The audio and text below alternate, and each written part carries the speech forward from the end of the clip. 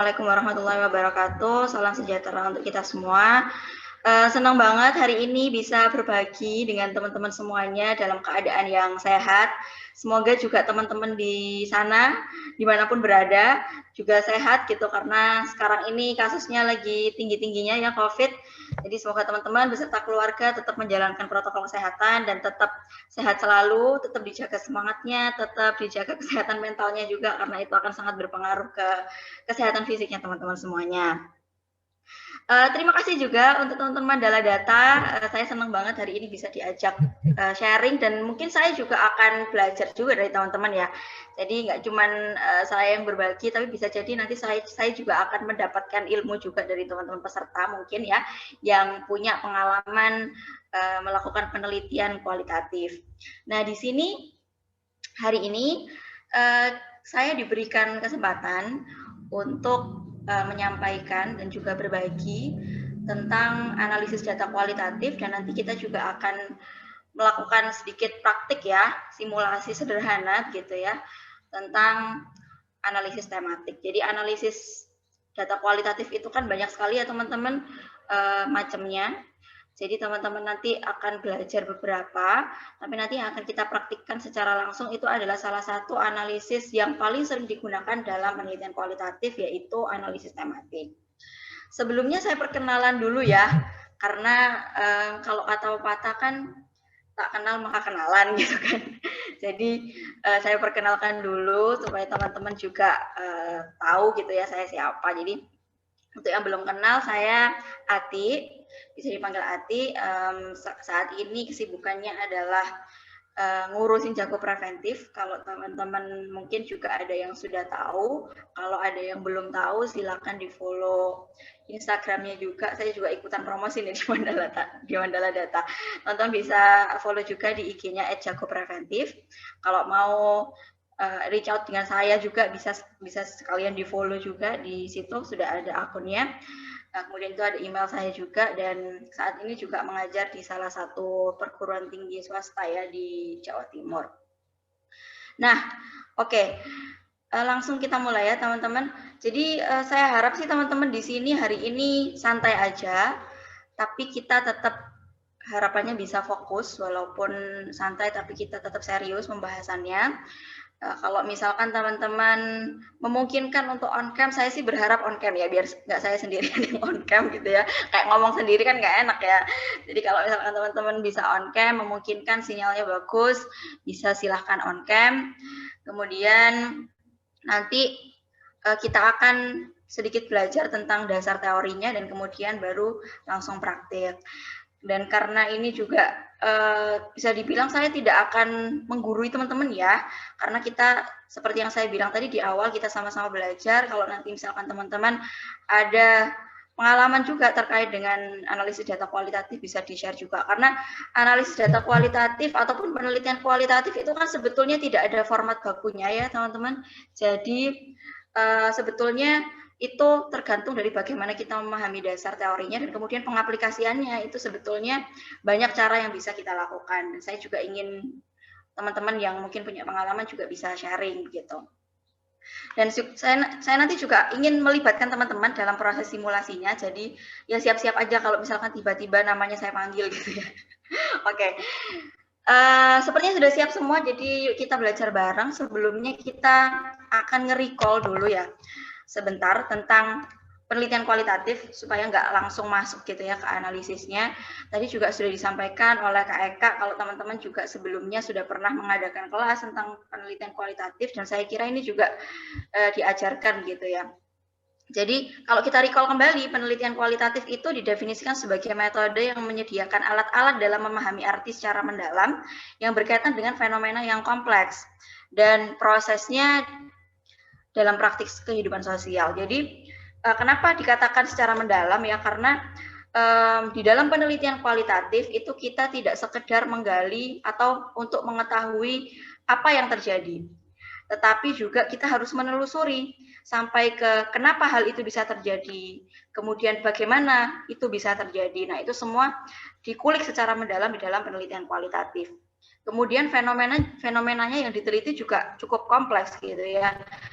Oleh karena itu fenomena-fenomena yang biasanya diteliti dalam penelitian kualitatif itu memang tidak cukup hanya diteliti dengan metode-metode ataupun prosedur-prosedur statistik, sehingga kemudian perlu didalami ketika misalnya di dalam prosedur statistik itu kemudian dihasilkan, oh ini faktor A berhubungan dengan faktor B atau faktor A berpengaruh terhadap faktor B. Nah, itu untuk tahu itu kenapa dan bagaimana itu bisa terjadi, nah itu bisa menggunakan penelitian kualitatif. Jadi sebetulnya antara penelitian kuantitatif dan penelitian kualitatif itu sebetulnya bisa sangat saling melengkapi. Kemudian metode kualitatif ini juga mendeskripsikan fenomena berdasarkan sudut pandang para informan, kemudian menemukan realita yang beragam, dan juga mengembangkan pemahaman secara holistik tentang sebuah fenomena dalam konteks tertentu. Jadi ini yang dinamakan, kalau teman-teman belajar penelitian kualitatif itu yang dinamakan sebagai emic view, gitu ya. Jadi sudut pandangnya itu adalah dari yang diteliti. Beda dengan penelitian kuantitatif yang sudut pandangnya pakai sudut pandang etik atau sudut pandangnya dari peneliti. Jadi kalau di penelitian kualitatif itu sudut pandangnya adalah pakai sudut pandang yang diteliti, bukan sudut pandangnya peneliti. Jadi informan itu akan menjawab pertanyaan tentang berbagai fokus gitu ya yang diteliti. Kemudian bukan tentang dirinya saja. Misalnya kan banyak sekali ya penelitian kualitatif itu yang lebih banyak memang meneliti budaya lokal misalnya ya. Contohnya, misalnya masyarakat yang lebih percaya dengan pengobatan tradisional. Misalnya lagi pijat urut ya dengan ramuan tradisional. Nah, itu fenomena itu diposisikan sebagai hal yang khusus, kemudian juga hal yang unik daripada fenomena-fenomena yang lain, sehingga jawaban dari informan itu sebetulnya akan lebih mengarah pada praktik budaya itu di masyarakat gitu. Jadi bukan semata-mata praktik yang dilakukan oleh dirinya sendiri, tapi juga praktik yang dilakukan oleh masyarakat di sekitarnya seperti apa. Jadi kenapa emic view itu juga agar peneliti bisa memahami kerangka berpikir dari penduduk lokal, kemudian juga kenapa mereka bisa percaya terhadap kepercayaan itu, kenapa mereka bisa lebih percaya pengobatan tradisional daripada pengobatan secara medis misalnya seperti itu. Jadi itulah kenapa di dalam penelitian kualitatif itu yang digunakan sebagai sudut pandang adalah sudut pandang dari apa yang diteliti. Nah, kemudian ini adalah beberapa tujuan dari penelitian kualitatif. Yang pertama tentunya memfokuskan diri pada manusia dan interaksinya dalam konteks sosial. Itulah kenapa saya tadi bilang bahwa penelitian kualitatif itu memang lebih banyak meneliti hal-hal yang sifatnya fenomena sosial, kemudian yang terkait dengan sosial budaya. Kemudian tujuan kedua adalah mencari jawaban atas pertanyaan mengapa dan bagaimana keputusan itu diambil oleh subjek, sehingga itu kemudian bisa merangkum secara mendalam perilaku subjek dan juga alasan yang mendasari perilaku tersebut. Jadi tadi ya tidak cukup menggali tentang apa gitu ya, tapi juga tentang bagaimana dan juga mengapa itu bisa terjadi.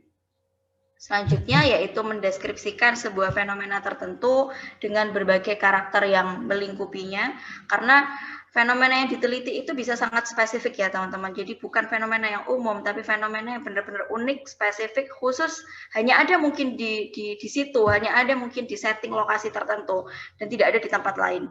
Kemudian juga mementingkan proses daripada hasil. Jadi kalau misalnya pada penelitian kualitatif itu memang yang diteliti adalah prosesnya gitu.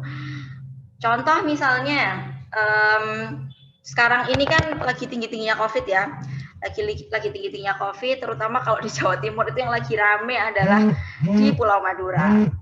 Jadi kalau di Pulau Madura itu kan terkenal sekali masyarakatnya itu akar sosial budayanya sangat kuat ya. Jadi kalau ini diteliti secara kualitatif itu akan sangat pas gitu, karena nanti tidak cukup hanya fokusnya itu pada kasus yang naik saja gitu ya, tapi harus ditelusuri prosesnya, kenapa kok bisa kasus itu naik dan bagaimana bisa terjadi kasus itu naik. Mungkin kita bisa prediksi gitu, ketika kasusnya naik, oh mungkin mereka masyarakatnya melanggar protokol kesehatan, mereka tidak patuh protokol kesehatan. Tapi kenapa tidak patuh protokol kesehatan gitu ya? Misalnya kalau di Madura itu orang-orangnya, masyarakatnya itu sangat percaya ke tokoh agamanya. Kemudian ternyata tokoh agamanya acuh gitu ya. Karena tokoh agamanya acuh, akhirnya ya masyarakatnya pun juga acuh gitu. Akhirnya masyarakat pun juga tidak tidak bisa mendapatkan informasi yang utuh, tidak bisa menyaring informasi yang baik karena tokoh agamanya pun juga tidak mencontohkan hal yang baik juga gitu ya. Nah, hal-hal seperti itu bisa kita telusuri lewat penelitian kualitatif gitu kan. Kemudian seringkali juga digunakan untuk menjawab permasalahan yang tidak bisa dijawab dengan penelitian kuantitatif. Jadi seperti yang saya bilang tadi, tidak ada yang lebih baik, tidak ada yang lebih buruk gitu ya. Dua-duanya sama baiknya, hanya saja tergantung tujuannya, penelitiannya mau ngapain gitu ya, mau apa yang dicari, dan keduanya sebetulnya bisa dipadukan dan bisa menjadi satu hal yang komplementer. Kemudian ini adalah karakteristik penelitian kualitatif. Jadi penelitian kualitatif itu biasanya bersifat induktif, nanti saya akan jelaskan kenapa disebut bersifat induktif. Kemudian tujuan penelitiannya adalah deskripsi, eksplorasi, dan discovery, penemuan baru gitu ya. Makanya kalau kita misalnya membaca artikel-artikel atau mungkin juga tugas-tugas akhirnya para mahasiswa gitu ya, baik itu skripsi, tesis maupun disertasi, kalau menggunakan penelitian kualitatif itu akan lebih banyak bunyi tujuannya adalah mendeskripsikan atau mengeksplorasi atau bahkan menemukan teori-teori baru. Nah, itu biasanya tujuan-tujuan ini yang banyak ditemukan di penelitian-penelitian kualitatif. Kemudian teknik pengumpulan datanya itu berupa wawancara mendalam, kemudian observasi partisipasi, dan kemudian juga FGD. Nah, biasanya teknik yang utama yang digunakan itu adalah wawancara dan observasi, sedangkan FGD itu adalah teknik penunjangnya. Kemudian sampelnya kecil, baik itu wilayah maupun cakupannya. Jadi kalau misalnya di penelitian kuantitatif itu kita bisa ketika menggunakan teknik pengambilan sampel, itu kita bisa dapat jumlah sampai ratusan gitu ya. Tapi kalau di penelitian kualitatif ya, jumlah itu bukan menjadi sesuatu yang penting gitu, tapi yang penting adalah kualitas datanya. Jadi sekalipun misalnya cuman mendapatkan 10 sampel atau 20 sampel, kalau itu dirasa sudah cukup gitu ya menjawab masalah penelitiannya, maka itu sudah dianggap bisa cukup gitu ya, atau datanya sudah redundant, sudah jenuh, itu juga 10-20 misalnya 10-20 sampel aja itu udah cukup. Bahkan ada juga beberapa penelitian fenomena-fenomena yang sangat khusus, yang sangat spesifik, dan mungkin juga sulit untuk menemukan informannya, itu bisa jadi informannya cuma 2 orang, 3 orang, dan itu sah-sah saja, asalkan memang masalah penelitiannya sudah terjawab gitu. Kemudian cakupannya juga tidak mungkin ada penelitian kualitatif yang misalnya skalanya nasional gitu ya.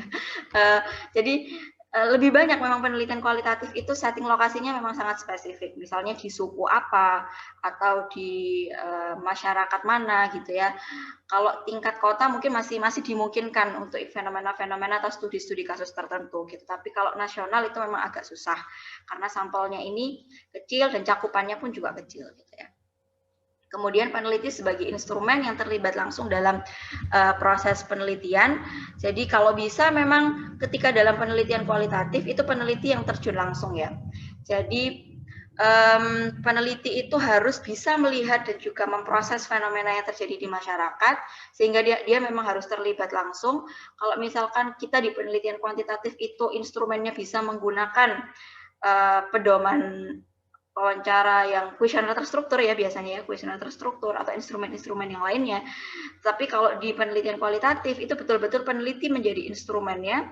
Dan kalau misalnya kita pun punya panduan observasi, panduan wawancara atau panduan FGD, itu biasanya hanya sebagai alat bantu saja. Jadi tetap instrumen utamanya adalah peneliti itu sendiri. Kemudian selanjutnya analisis data itu melalui prosedur pengembangan pola, tema, dan juga ciri-ciri umum yang nanti akan kita pelajari ya. Kemudian juga temuan khusus tidak untuk digeneralisasikan. Jadi kalau misalnya temuan itu ditemukan pada satu setting lokasi tertentu, belum tentu di lokasi yang lain juga akan sama seperti itu. Jadi tidak bisa digeneralisasikan. Kemudian bentuk laporannya biasanya bersifat naratif dengan deskriptif kontekstual. Jadi jangan heran kalau misalnya dalam penelitian kualitatif itu jumlah halamannya mungkin bisa jadi jauh lebih banyak daripada penelitian kuantitatif. Karena kalau penelitian kuantitatif kan ketika dianalisis statistik sudah ya dianalisis berdasarkan analisis statistiknya gitu ya, berdasarkan data statistiknya. Tapi kalau penelitian kualitatif itu memang harus butuh dijelaskan narasinya, mulai dari transkripnya, kemudian mulai dari reduksinya seperti apa, kemudian nanti disajikannya juga seperti apa. Itu akan sangat panjang gitu ya, tapi saya yakin akan seru gitu untuk dibaca, untuk dilakukan gitu, karena akan ada banyak temuan-temuan baru yang kita dapatkan di dalam penelitian kualitatif. Nah, oke. Sekarang kita masuk ke hal inti yang akan kita bahas hari ini. Jadi, kita akan bahas tentang analisis data kualitatif. Pertama, tentang strategi umumnya dulu nih. Jadi, kalau kita bicara strategi umum dalam analisis data kualitatif, itu analisis dalam penelitian kualitatif itu cenderung menggunakan pendekatan logika induktif. Silogismenya dibangun berdasarkan pada hal-hal khusus atau data lapangan dan bermuara pada kesimpulan-kesimpulan umum. Jadi ini kita bisa lihat nih, jadi fakta, data, informasi yang ada di dalam piramida ini itu adalah hal-hal yang khusus yang kemudian ditarik menuju hal-hal yang umum. Jadi kesimpulannya bahkan nanti menghasilkan teori atau dalil atau hukum tertentu itu nanti juga dimungkinkan dalam penelitian kualitatif karena memang itu ditarik dari data-datanya dulu, dikumpulkan, baru kemudian ke teorinya. Kalau kuantitatif kan terbalik ya, jadi teorinya dulu, dasar teorinya apa dulu, dibuatkan rangka konseptualnya, baru kemudian kita mengambil data. Tapi kalau di penelitian kualitatif yang benar-benar kualitatif nih ya, yang benar-benar kualitatif itu, karena ada beberapa juga penelitian yang masih membawa logika penelitian kuantitatif ke dalam penelitian kualitatif, dan itu nggak apa-apa gitu bagi teman-teman yang pemula yang baru pertama kali mungkin melakukan penelitian kualitatif itu dibolehkan gitu ya, selama memang unsur-unsur dan prinsip-prinsip dalam penelitian kualitatif itu tetap dilakukan gitu ya. Jadi penelitian kualitatif itu tidak berangkat dari teori, tapi dari fenomena-fenomena yang ada di masyarakat yang kemudian itu bisa membangun teori atau membangun satu temuan-temuan baru. Nah, kemudian analisis kualitatif itu digunakan untuk memahami sebuah proses dan juga fakta, bukan sekedar untuk menjelaskan fakta tersebut. Jadi tidak cukup menjelaskan fakta itu apa, tapi juga harus kita telusuri prosesnya seperti apa sehingga fakta itu bisa terjadi. Contoh ya, ini contoh sederhana aja gitu ya, contoh ya, hanya contoh. Jadi kalau misalkan ada fakta, misalnya bebek milik tetangga yang diberi nama Ipin bisa terbang. Kemudian fakta kedua, bebek milik warung Pak Ahmad kemarin terbang sebelum disembelih. Kesimpulannya, semua yang bisa terbang adalah rumpun keluarga burung. Ini berasal dari teori, jadi kalau misalkan teman-teman masih menggunakan teori, masih menggunakan logika dalam penelitian kuantitatif, kemudian diaplikasikan ke penelitian kualitatif misalnya, kalau berdasarkan teori itu, semua yang bisa terbang itu ya termasuk rumpun keluarga burung gitu. Jadi akhirnya bisa disimpulkan bahwa Ipin adalah keluarga burung. Kesimpulan akhirnya Ipin adalah keluarga burung. Nah, Ipin itu adalah sesuatu yang sangat khusus ya, fenomena yang sangat khusus. Kemudian ditarik ke sesuatu yang umum bahwa semua yang bisa terbang itu adalah termasuk dalam keluarga burung. Tapi ini kalau kemudian ditarik dalam setting lokasi yang berbeda, waktu yang berbeda, belum tentu di tempat lain fenomenanya akan bermakna sama seperti ini gitu. Nah, itulah kenapa ini tidak bisa digeneralisasi begitu saja. Kemudian ini adalah model analisis induktif. Jadi modelnya kurang lebih seperti ini ya teman-teman. Jadi ketika kita bicara penelitian kualitatif itu dimulai dengan melakukan pengamatan, identifikasi dan recheck terhadap data. Jadi kita melakukan pengamatan terhadap fenomena sosial yang terjadi, kemudian kita lakukan identifikasi. Kalau misalnya ada data-data yang perlu kita konfirmasi, kita ambil lagi datanya di lapangan, dan kemudian memungkinkan adanya revisi-revisi juga dari data-data itu, dan juga pengecekan ulang terhadap data yang sudah ada.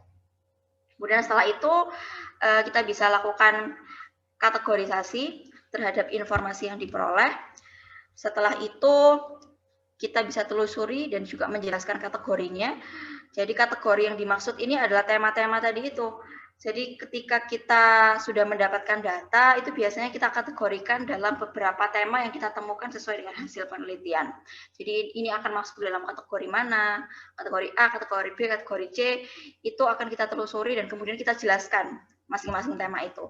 Kemudian juga menjelaskan hubungan-hubungan kategorisasinya setelah didapatkan temanya A, B, C, D, E, itu kemudian kita berusaha untuk mencari tahu sebenarnya apakah ada keterkaitan antara satu kategori dengan kategori yang lainnya, atau satu tema dengan tema yang lainnya. Nah, itu seperti itu.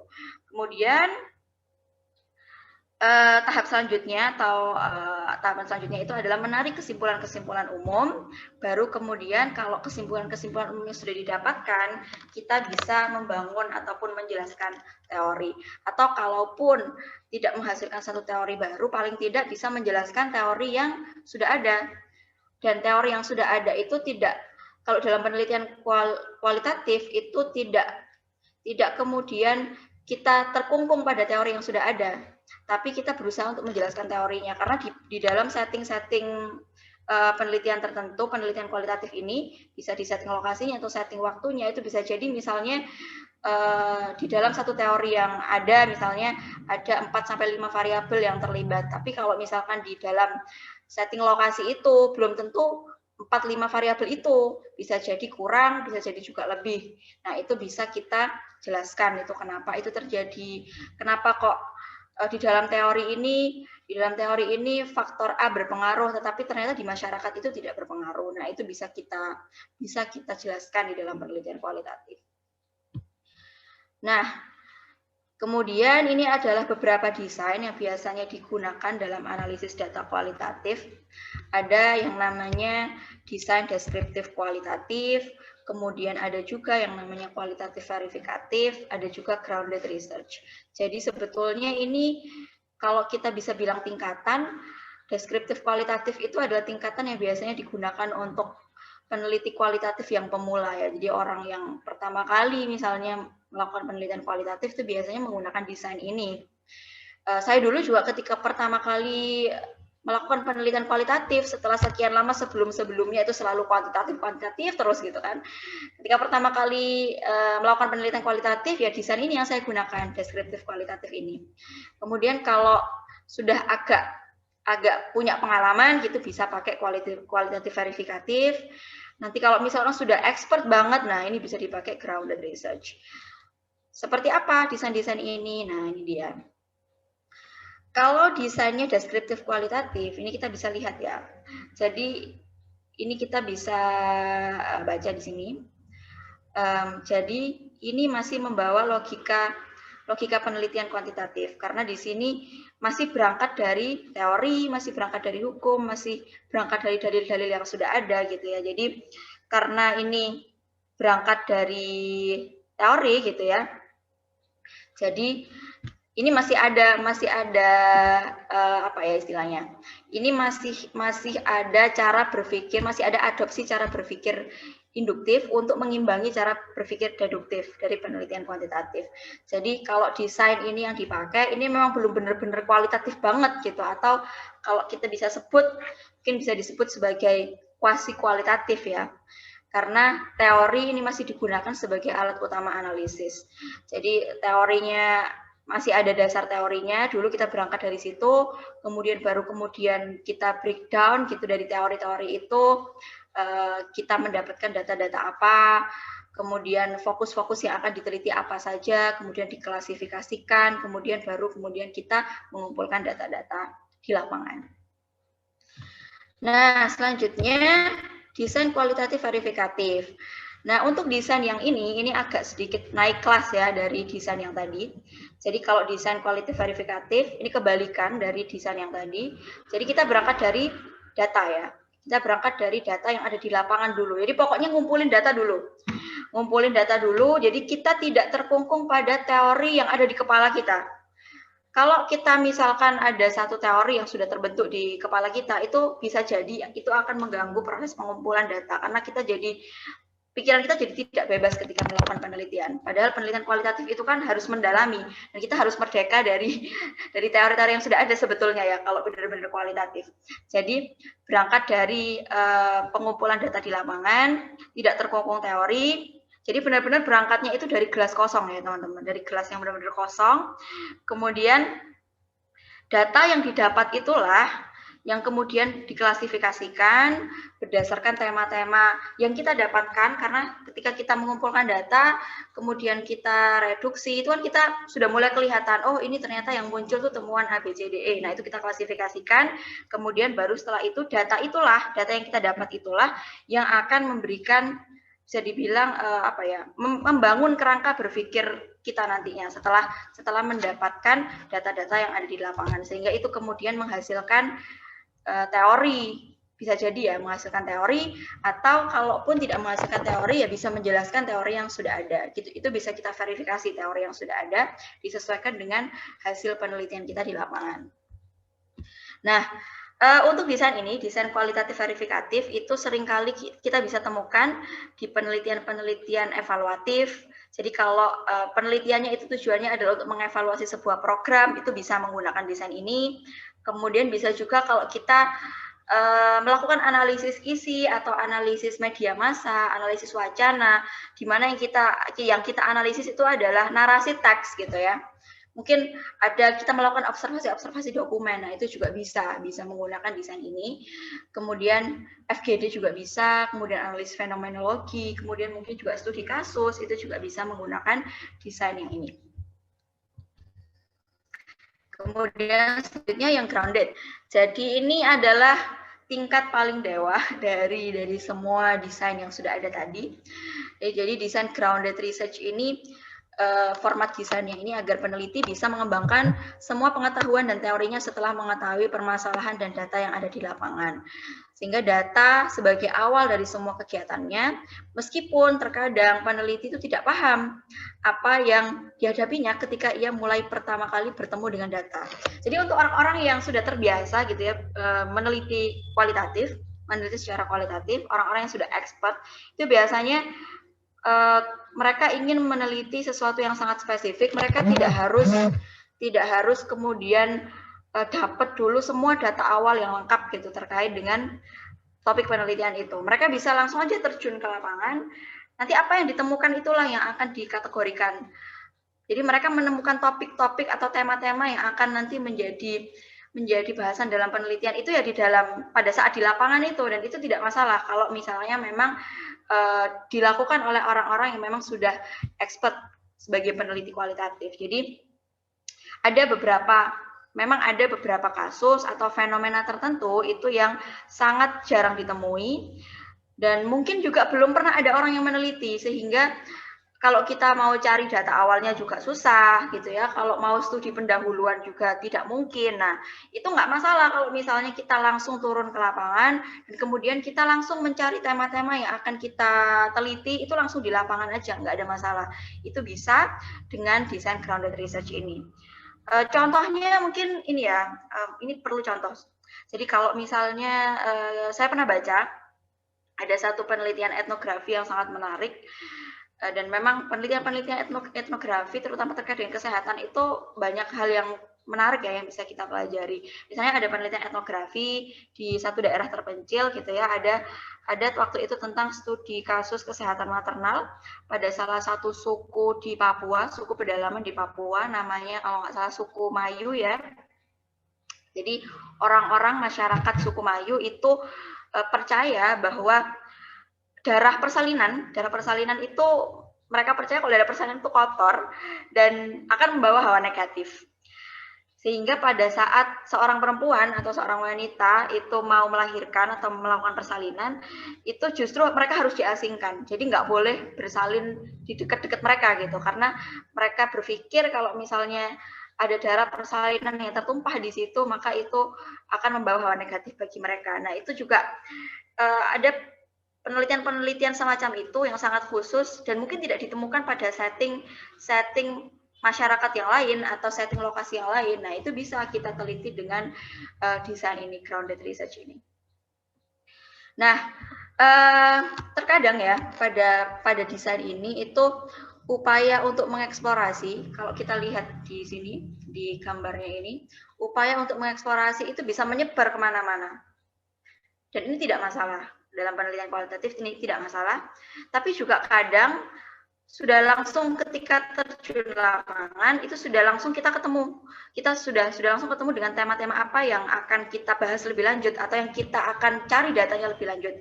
Jadi bisa juga nanti pada saat turun lapangan itu sudah bisa tertuju pada satu tema spesifik yang akhirnya itu bisa menangkap tema-tema penting yang ada di dalam tema-tema spesifik ini. Nah, dari situ peneliti kemudian bisa mengembangkan tema-tema itu sebagai fokus penelitiannya dan bisa terus-menerus dikembangkan setelah itu. Karena kalau di penelitian kualitatif itu kan kita tidak menentukan sejak awal, misalnya informannya harus berapa, itu kan tidak kita tentukan sejak awal. Jadi kalau misalnya kita butuh data dari siapa saja itu masih bisa ditentukan, tapi untuk jumlahnya itu tergantung nanti kita pada saat menggali data apakah datanya sudah cukup atau belum, sudah jenuh atau belum.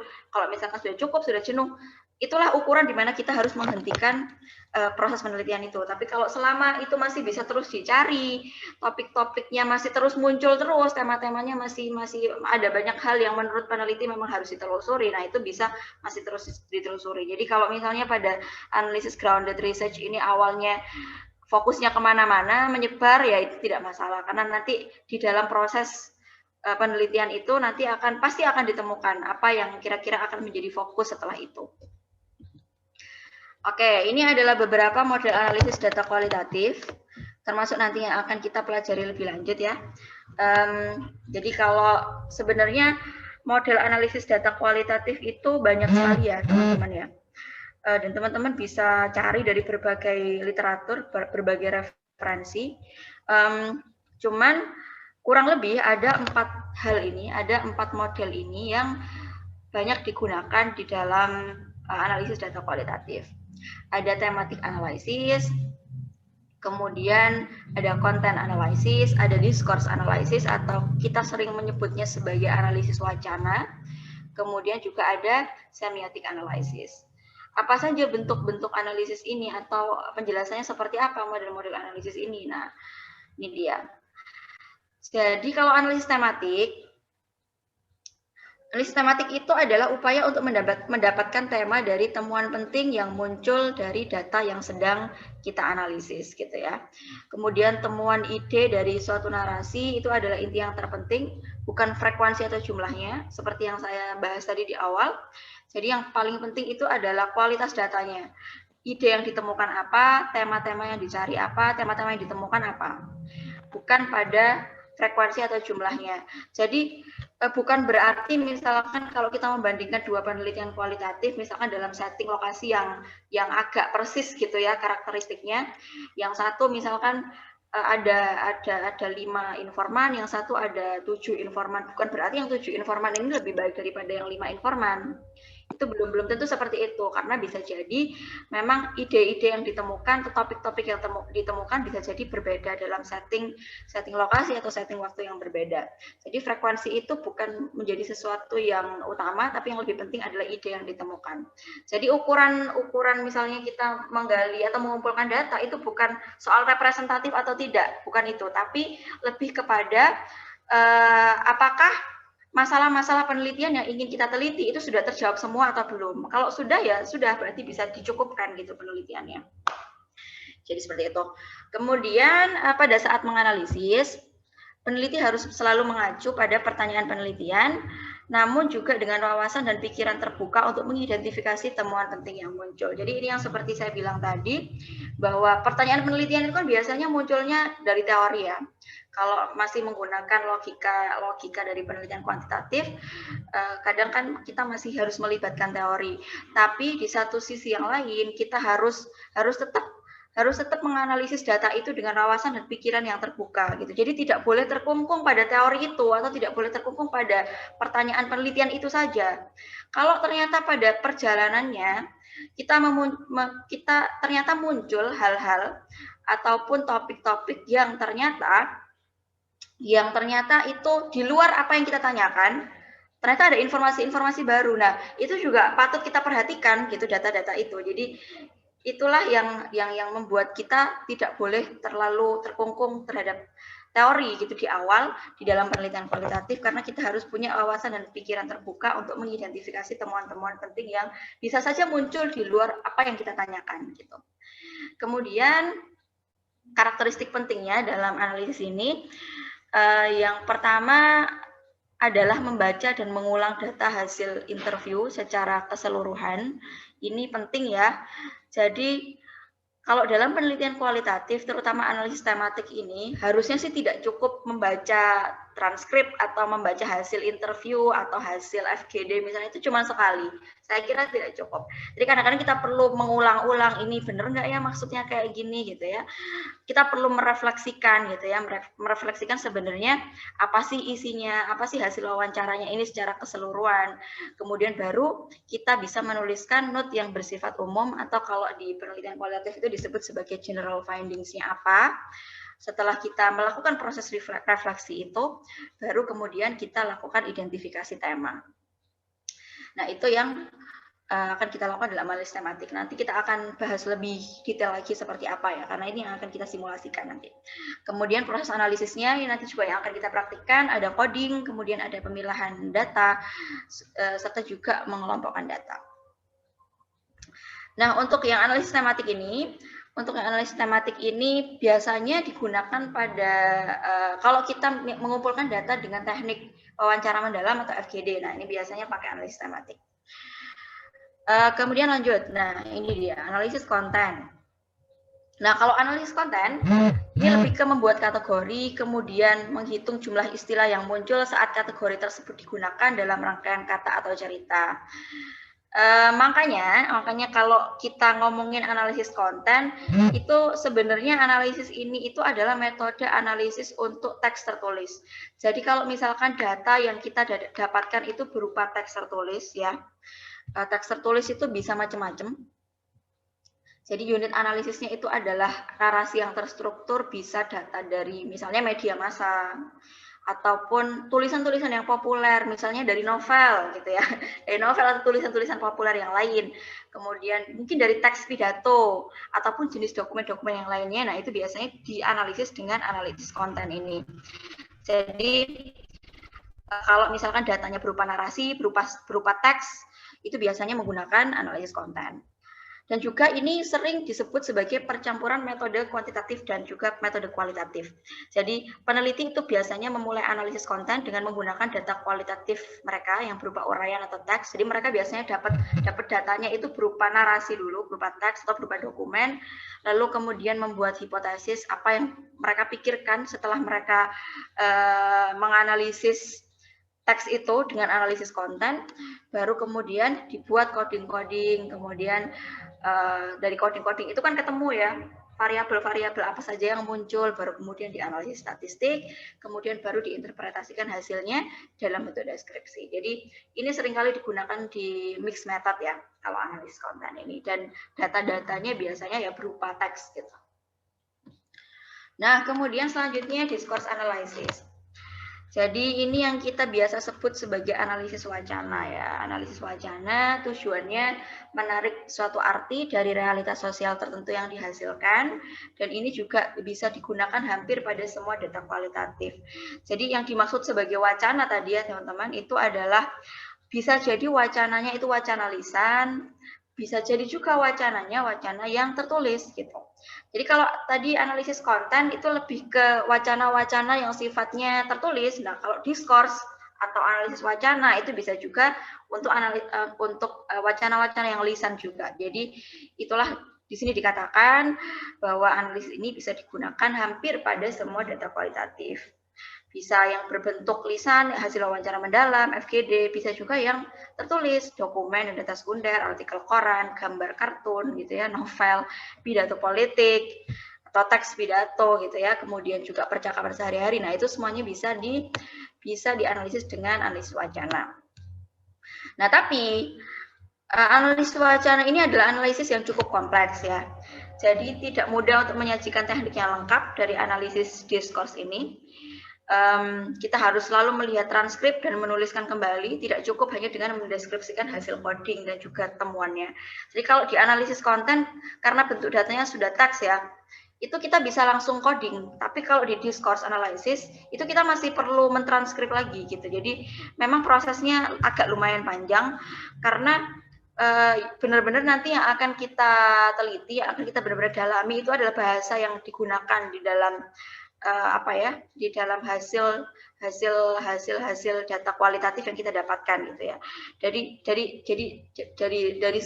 sebuah bahasa yang keluar dari data kualitatif baik tulisan maupun tertulis itu harus dicari konteksnya apa, dan kemudian juga hal-hal yang melatar belakangi kenapa data itu bisa kemudian muncul. Nah, itu semua harus dicari lewat analisis diskurs atau analisis wacana.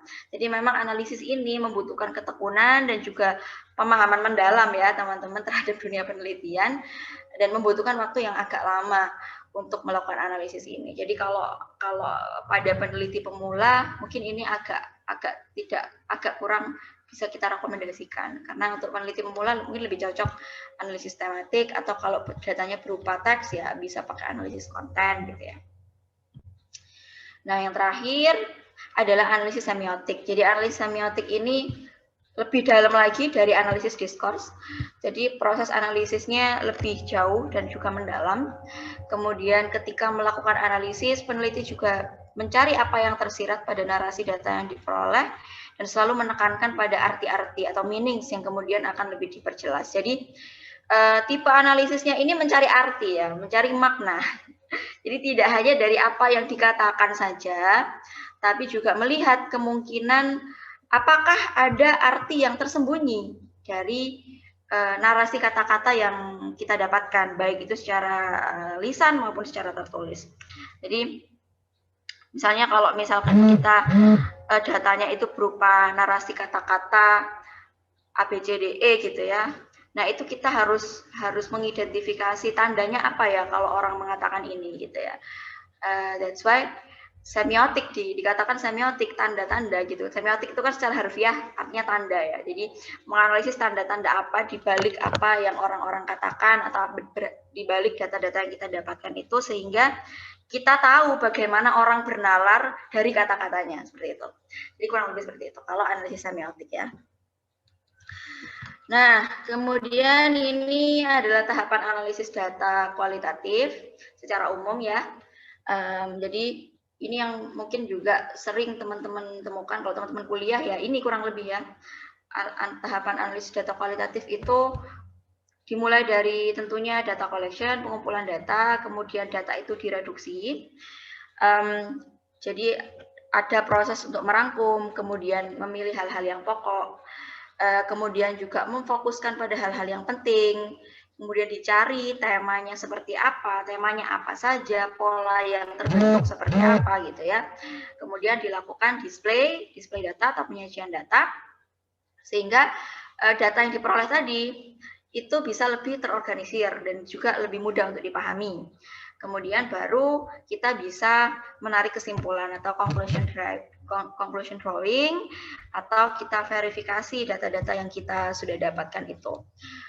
Ilustrasinya kurang lebih seperti ini di gambar yang sebelah kanan. Jadi kalau kita ketemu data yang macam-macam ya, saya yakin kalau teman-teman baru pertama kali melakukan penelitian kualitatif udah pasti pusing gitu ya, melihat data yang segitu banyak gitu ya. Misalnya kita wawancara ke 10 informan aja itu udah cukup bikin pusing gitu, karena bisa jadi satu informan kita wawancara bisa 1 jam 2 jam gitu ya. Saya nggak kebayang itu transkripnya mungkin satu informan bisa 10 halaman sendiri gitu ya. Satu informan doang itu padahal 10 halaman sendiri, bahkan bisa lebih. Data-data yang kita dapatkan wah luar biasa tercampur begitu banyak ya. Seperti ini, seperti yang digambarkan di sebelah kanan layar itu. Nah, oleh karena itu butuh direduksi. Jadi kita perlu memilih mana yang penting gitu ya, mana yang layak untuk kita kategorikan gitu kan. Kemudian kita bisa buang hal-hal yang tidak penting, dan kita akan lebih fokus pada hal-hal yang memang benar-benar akan kita teliti lebih lanjut. Kalau sudah ditemukan bisa diklasifikasikan, oh ini, tema A, tema B, tema C dan seterusnya. Kemudian disajikan. Pada saat penyajian ini kita sudah bisa melihat kira-kira apakah ada pola yang terbentuk di antara tema-tema yang sudah kita temukan tadi. Apakah mungkin ada keterkaitan ataupun ada satu tema mempengaruhi yang lainnya, itu bisa nanti kita bisa lihat gitu ya. Kita bisa lihat dari penyajian datanya. Kemudian setelah itu baru bisa kita lakukan conclusion atau verification. Jadi di situ ketika kita sudah menyimpulkan, bisa jadi kesimpulan itu tidak terjadi sekali ya teman-teman. Jadi bisa jadi kita menyimpulkan dulu kesimpulan awal yang bersifat sementara, tapi kalau misalnya kita ternyata menemukan data-data baru, itu bisa jadi akan berubah. Dan kalau misalkan ada bukti-bukti yang kuat lagi, itu bisa berubah sampai kemudian menjadi kesimpulan yang akhir atau kesimpulan yang kredibel. Ini masing-masing penjelasannya tadi ya. Jadi kalau reduksi data itu merangkum, memilih hal-hal pokok, memfokuskan pada hal-hal yang penting, kemudian juga dicari tema dan polanya, memberikan gambaran yang lebih jelas dan juga mempermudah peneliti untuk mengumpulkan data selanjutnya. Terus kalau misalkan nanti ada data-data yang perlu dicari lagi atau dikonfirmasi lagi, itu bisa kita lihat dari hasil reduksi datanya. Itu akan menjadi jauh lebih mudah daripada kita langsung lihat ke transkripnya, karena kalau kita lihat transkripnya udah pasti pusing gitu ya. Jadi kita bisa lihat dari hasil reduksinya. Kemudian dalam proses reduksi itu peneliti dipandu oleh tujuan yang akan dicapai. Nah ini balik, kita harus merefleksikan kembali, ini sudah sesuai belum dengan tujuan yang ingin kita capai di awal. Dalam satu proposal penelitian kita biasanya sudah merumuskan tujuannya apa saja ya. Apakah itu sudah terjawabkah di dalam penelitian ini? Nah itu di dalam reduksi data ini kita juga akan dipandu oleh tujuan-tujuan ini supaya tidak ada tujuan-tujuan yang tertinggal atau yang belum terjawab di dalam proses penelitian ini. Kemudian kalau misalkan ada temuan yang dianggap asing, aneh, dan juga nggak ada polanya, maka itu bisa dijadikan sebagai perhatian peneliti dalam reduksi data. Apakah keputusan akhir dari peneliti itu akan membuang data itu karena dianggap tidak penting, ataukah ternyata data itu unik gitu ya, data itu penting, data itu menjadi sesuatu yang tidak terpikirkan sebelumnya tapi menjadi sesuatu yang penting. Nah itu bisa kita cari kembali setelah itu, bisa kita cari terus, kita gali terus datanya.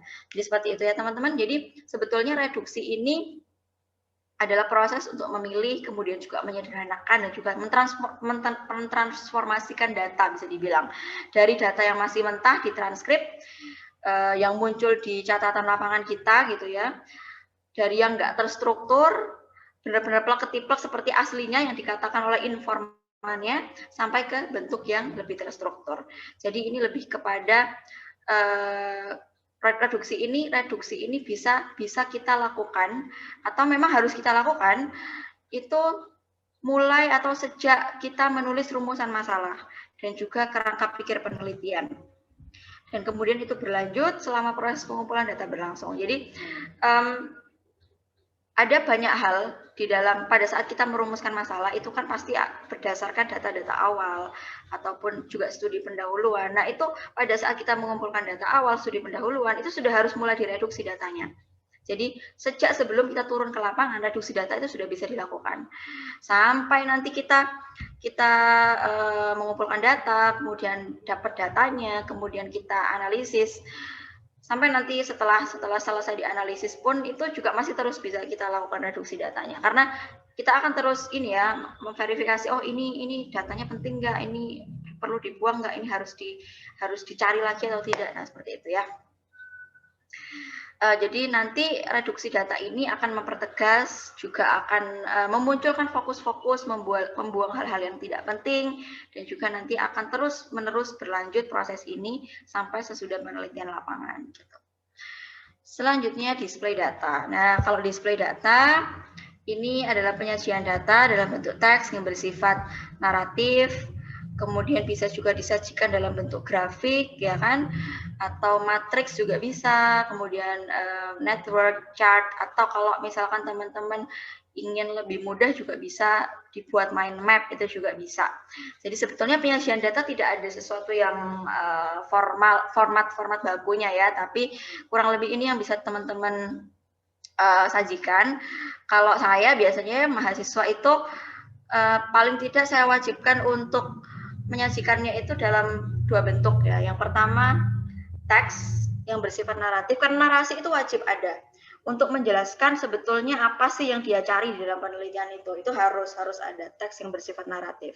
Tapi tidak cukup teks yang bersifat naratif saja, karena kita kadang kalau mau baca lagi itu tidak mungkin semuanya akan kita baca narasinya dari mulai A sampai Z, tidak mungkin kita baca semuanya. Kalau mau baca-baca lagi gitu ya, misalkan ditaruh di perpustakaan ya nanti naskahnya, tidak semua orang akan mau membaca semua narasinya. Jadi perlu yang namanya rangkuman, dan rangkuman itu bisa diwujudkan dalam bentuk tabel, misalnya tabel isinya bisa berupa topik ya, jadi kategorinya langsung dituliskan di situ, kemudian penjelasan dari topik itu. Jadi kalau di kuantitatif itu kan kalau topik-topik itu kan disebut sebagai variabel, jadi variabelnya apa dan hasil dari yang ditemukan dari variabel itu apa, itu sudah langsung bisa dituliskan secara ringkas setelah menuliskan narasinya, supaya orang yang males baca keseluruhannya itu paling tidak bisa baca rangkumannya itu dari tabel, atau bisa juga dibuat mind map kalau mau dipresentasikan. Kalau mau dipresentasikan agak susah ya kalau bikin tabel misalnya, apalagi kalau misalkan narasinya agak panjang. Nah itu bisa dibuat mind map juga seperti itu. Kemudian tujuannya adalah untuk memahami apa yang terjadi dan juga merencanakan kerja selanjutnya berdasarkan apa yang dipahami dari data-data yang sudah disajikan itu. Karena fenomena sosial yang kita teliti dalam penelitian kualitatif itu kan kompleks sekali ya dan sangat dinamis. Makanya kalau kita mengumpulkan data dalam penelitian kualitatif itu kadang tidak cukup sekali turun lapangan. Kadang kita merasa sudah cukup hari itu mewawancarai seseorang misalnya, ketika kita mentranskrip, mereduksi, oh ternyata kita menemukan ada sesuatu yang kurang yang seharusnya kita probing. Nah itu kita boleh untuk kembali lagi ke orang itu dan kemudian menanyakan kembali apa yang perlu kita dalami, apa yang perlu kita telusuri lebih lanjut. Nah, jadi peneliti itu harus selalu menguji data yang diperoleh saat awal masuk lapangan sampai dengan pada saat di lapangan, dan pada saat data itu disajikan pun kalau misalkan ternyata kita merasa masih ada yang kurang, itu masih bisa kita cari lagi. Kalau misalkan nanti ternyata di situ kan pada saat display data itu kita sudah bisa mulai memperkirakan ya nanti hasil akhirnya apa. Walaupun kalau di penelitian kualitatif itu tidak ada hipotesis seperti halnya di penelitian kuantitatif. Kalau di penelitian kuantitatif kan ada H0, ada H1, H0 diterima, H0 ditolak gitu-gitu kan. Tapi kalau di penelitian kualitatif tidak ada yang secara khusus disebut sebagai hipotesis, tapi pada saat display data itu kita bisa memperkirakan kira-kira nanti hasil akhirnya apa ya, atau kita bisa memperkirakan nanti kira-kira hasil akhirnya akan seperti apa. Nah, kalau misalkan perkiraan itu terbukti, bisa kita kembangkan jadi grounded research, dan itu juga kita bisa menemukan teori yang kita bisa temukan dengan logika induktif tadi, dan berdasarkan data-data yang kita temukan itu di lapangan, itu selanjutnya bisa kita uji lebih lanjut melalui pengumpulan data yang terus-menerus. Jadi sampai data itu benar-benar cukup dan jenuh, baru kita bisa hentikan, benar-benar menghentikan proses pengumpulan datanya, dan kita bisa display secara lengkap.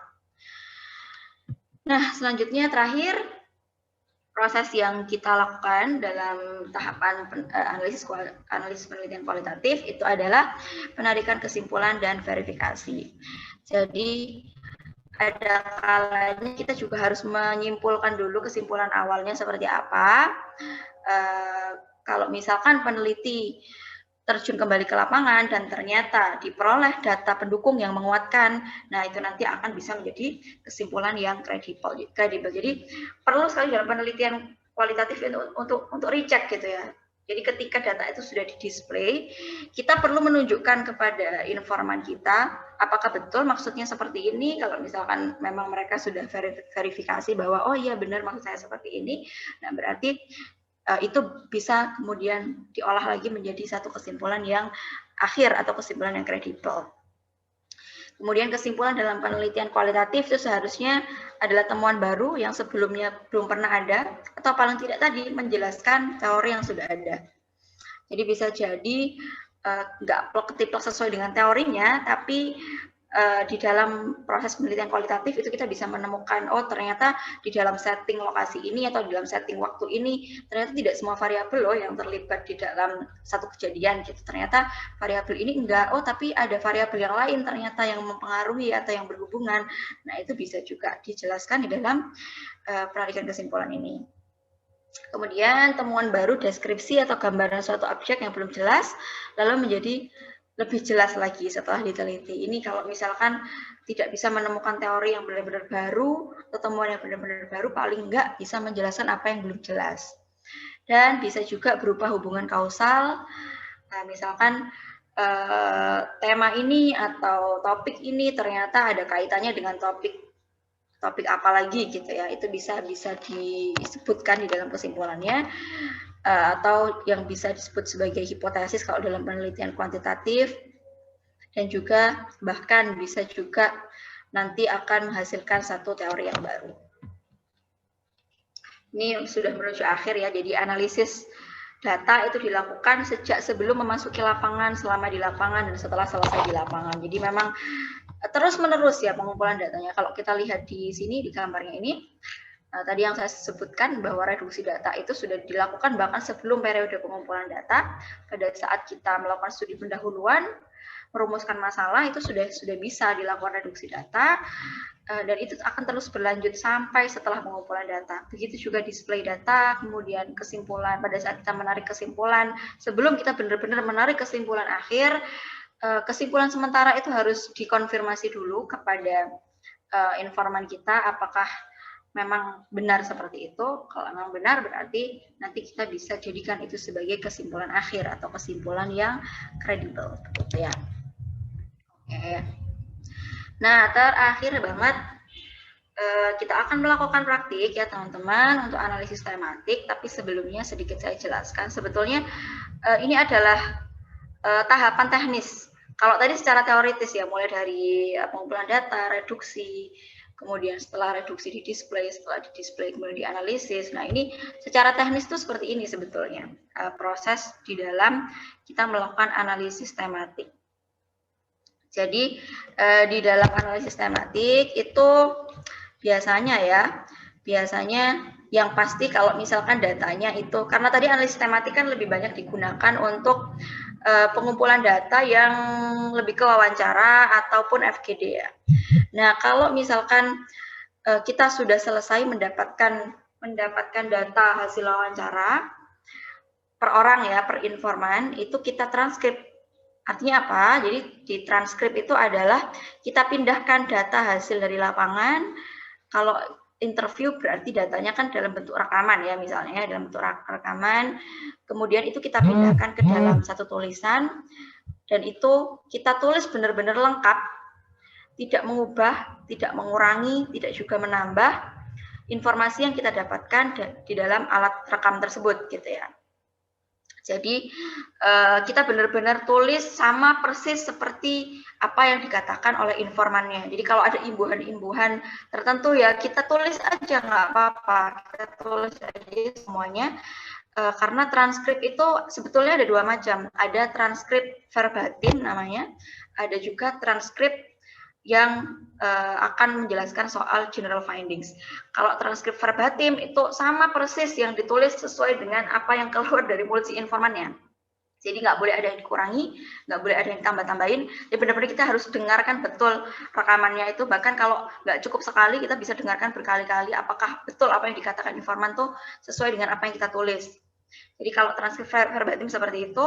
Nah kemudian nanti transkrip dan juga nanti kan kita ketik ya, kemudian filenya itu disimpan dengan memberikan kode untuk setiap informan. Jadi kalau misalkan informannya ada 10 ya bisa dikasih kode terserah gitu, kodenya bisa berupa angka, bisa berupa inisial nama informannya. Nah itu transkrip itu harus diberikan kode supaya kita bisa membedakan ini transkripnya informan yang mana gitu ya. Dan tips untuk teman-teman yang melakukan penelitian kualitatif dengan metode wawancara mendalam ataupun FGD. Teman-teman ketika melakukan wawancara, selesai wawancara, sebaiknya langsung ditranskrip.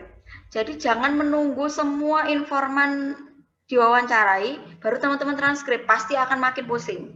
Gitu. Jadi teman-teman kalau misalkan melakukan penelitian kualitatif dengan metode wawancara misalnya ya, ketika selesai mewawancara satu informan, langsung ditranskrip kalau bisa ya, langsung ditranskrip hari itu juga kalau bisa, hari itu juga ditranskrip, didengarkan rekamannya, diketik, kemudian dikasih kode, supaya menghindari bias gitu. Karena kalau semakin lama teman-teman menimbun itu hasil rekaman, menunggu informan yang kedua, ketiga, keempat, kelima, dan seterusnya, ketika teman-teman mentranskrip hasil dari data yang sudah teman-teman agak lama didapatkan, itu akan muncul bisa jadi bias karena teman-teman juga terlalu lelah dengan begitu banyak informan yang harus teman-teman transkrip hasil wawancaranya. Kemudian juga ketika ada misalnya kalau kita misalkan selesai satu wawancara kemudian langsung kita transkrip, itu ketika kita menemui ada data-data yang ternyata, oh ini kok belum saya tanyakan ya, ini kok ternyata ada data-data yang kurang ya, itu bisa kita langsung balik lagi ke informannya.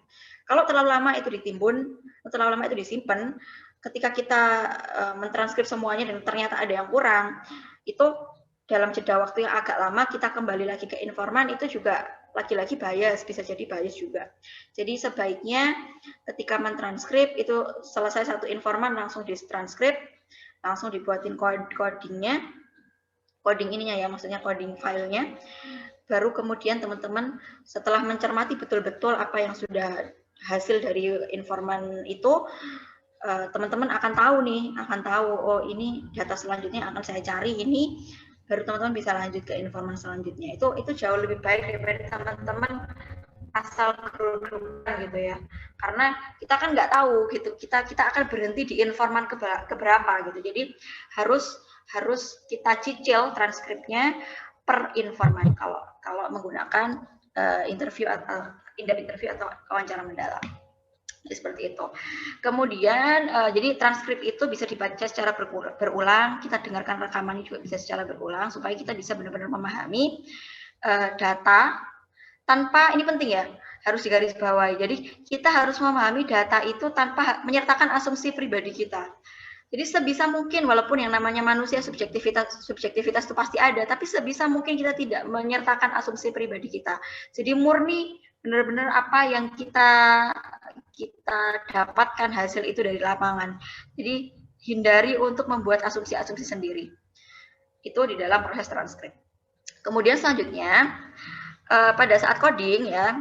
Jadi coding itu sebetulnya adalah proses reduksi data ya teman-teman. Kalau tadi kita sudah belajar reduksi data, jadi sebetulnya coding itu adalah proses ketika kita bisa dibilang bongkar pasang lah ya, bongkar pasang transkrip yang sudah kita tulis tadi, kemudian data itu bisa jadi kita bongkar, kita pisahkan yang harus dipisahkan gitu kan, kemudian digabungkan menjadi kalimat-kalimat dan melalui coding itu nanti akan menghasilkan satu pemahaman yang itu bisa mengeksplorasi gitu, kita bisa temukan, oh ternyata pendapat informan ini dan informan ini sama, informan ini dan informan ini beda. Nah, itu bisa kita lihatlah pada saat coding itu. Jadi pada saat coding itu kita melakukan reduksi data sebetulnya.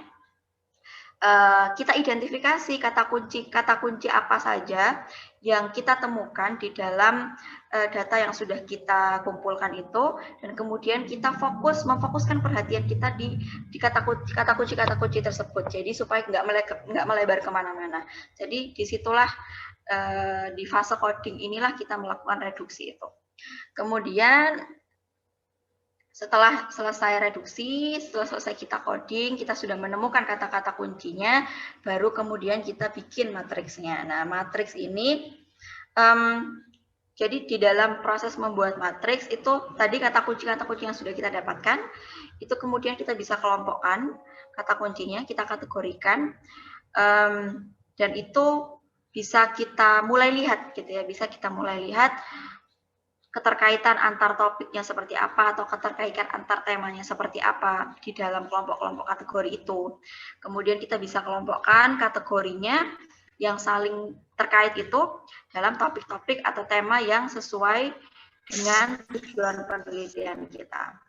Nah, seperti itu. Kemudian baru ditulis temanya. Kalau sudah ditemukan ya, ditulis temanya, kemudian dinarasikan penjelasan dari tema itu dari setiap informan, itu mereka menjelaskan apa secara lebih lengkap dan juga lebih mendalam. Setelah itu di dalam matriks itu kita juga akan mulai, karena sudah mulai terlihat ya bentuk keseluruhan dari hasil penelitian kita itu. Jadi kita juga bisa dari matriks itu kita bisa mengkonfirmasi narasinya kepada informan. Dan juga misalkan kalau kita ternyata setelah membaca matriks itu kok kita menemukan ada sesuatu yang kurang, itu kita bisa tambahkan kalau ada informasi-informasi baru supaya narasinya lebih lengkap lagi. Selanjutnya analisis. Setelah dibuat matriksnya itu nanti akan lebih jelas ya, akan lebih jelas polanya seperti apa, itu baru bisa kita analisis. Kita akan bisa lihat keterkaitan antar topik, kemudian juga ternyata temuan-temuan apa sih yang kita temukan di dalam penelitian kita. Jadi kita bisa menginterpretasikan di dalam proses analisis itu. Jadi ada informasi-informasi penting apa yang ada di situ, kemudian juga ada pola yang seperti apa yang kita temukan, kemudian bisa kita kontekstualisasikan juga dalam kerangka pikirnya. Karena kalau di penelitian kualitatif itu sebetulnya kalau penelitian kualitatif yang murni itu tidak lagi menggunakan kerangka konseptual karena berangkatnya tidak dari teori tapi menggunakan kerangka berpikir kita. Jadi kita bisa meninjau pola yang terbentuk itu dengan literatur yang kemudian menggambarkan kerangka berpikirnya. Jadi kita bisa tambahkan literatur-literatur di situ di dalam proses analisisnya, baru kemudian disajikan dalam bentuk narasi, atau tadi bisa ditambahkan ya tabel atau mind map atau chart dan lain sebagainya. Jadi seperti itu. Kalau teman-teman agak sulit gitu ya menggambarkan seperti apa sebetulnya praktiknya, nah ini coba kita akan mensimulasikan secara sederhana.